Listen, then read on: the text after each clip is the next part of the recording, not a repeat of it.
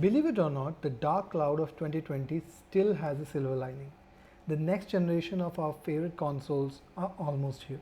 Both Sony and Microsoft have not just unveiled their next generation consoles, but they're also fighting to claim that their version is the better one. To further their point, Sony actually went ahead and did a complete teardown of the PS5 on YouTube just weeks before its official install launch. So we decided to check out the whole video and do a review of the teardown so that you can decide which of the consoles do you want to buy, the PS5 or the opponent, the Xbox Series X. Let's go.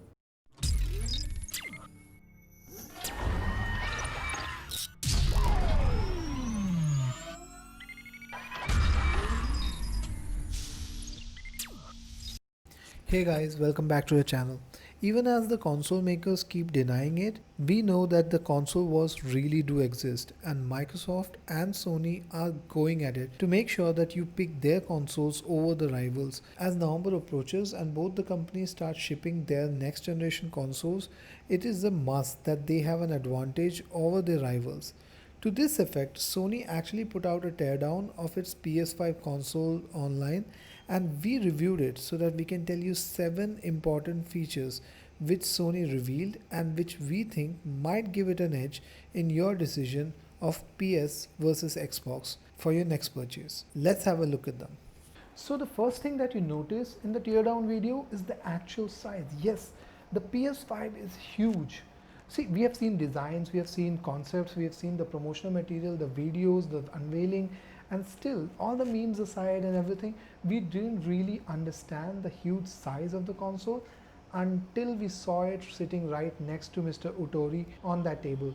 Standing upright, it's 15.4 inches tall, 10.24 inches deep, and 4.09 inches wide. By comparison, the Xbox Series X is only 11.85 inches tall and 5.94 inches deep and wide. Now, Mr. Utori did mention that with great size comes great performance and quietness also, but we sure hope that they have actually a plan for selling this to people who are concerned about the space in their entertainment systems or the living rooms in general. The next best thing that you will like about the PS5 are the removable side panels and stands. So it comes with a nifty stand which is usually used to keep it vertically standing.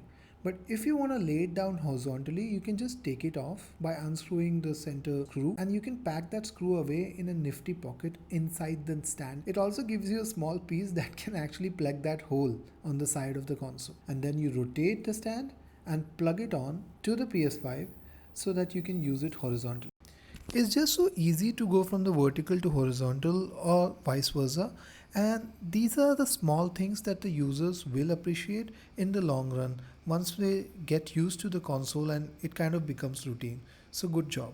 When the PS5 was unveiled earlier this year, it got mocked and trolled badly for its entire space look, and memes flooded with its side panels taking a lot of unnecessary flack. But in the teardown, we actually learned that these side panels are very easily removable, and you can just not use them if you don't want to. Now, we are not sure who wants to go with a no side panel, really bare look, but there are some interesting points to that. Under the side panels are obviously the fan and the exhaust vents, and also 2 small vents which catch all the dirt which otherwise would be going into the console, so you can just vacuum it off.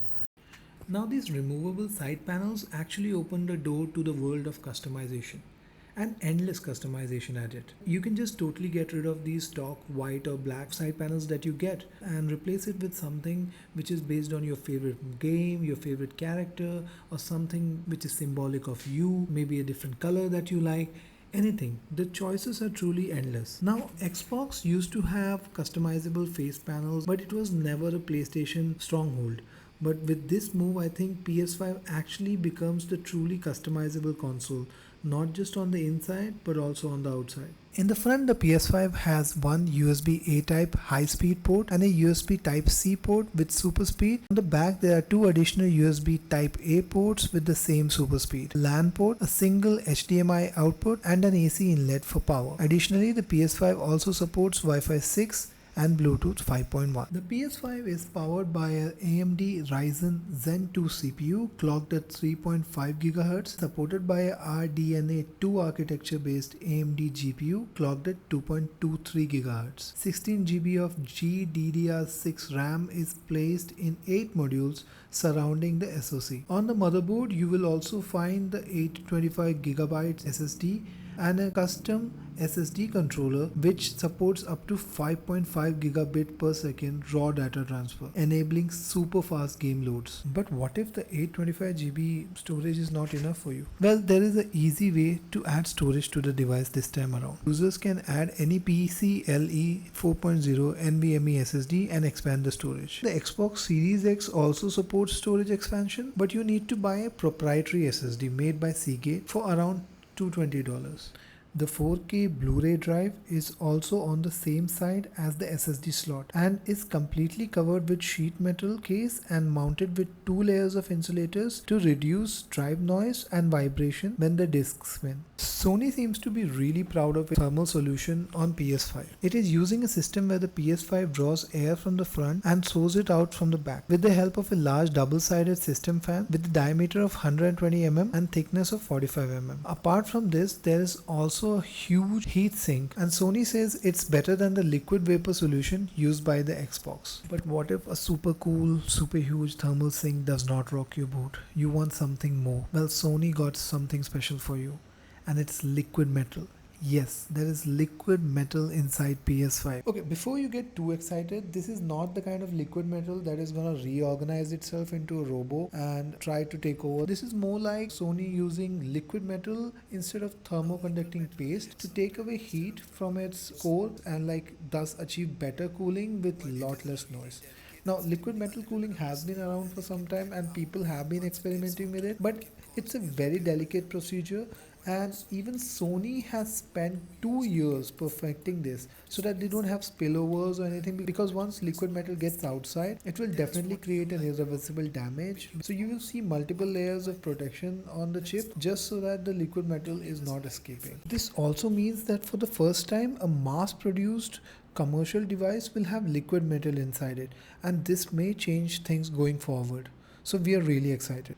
So that was a quick recap of the PS5 teardown. Tell us what you liked about it. Will you buy a PS5 or an Xbox, or will you buy neither? Let us know in the comments. Do leave us a like if you liked the content. Do subscribe if you loved it. A share will be really appreciated. See you in the next one.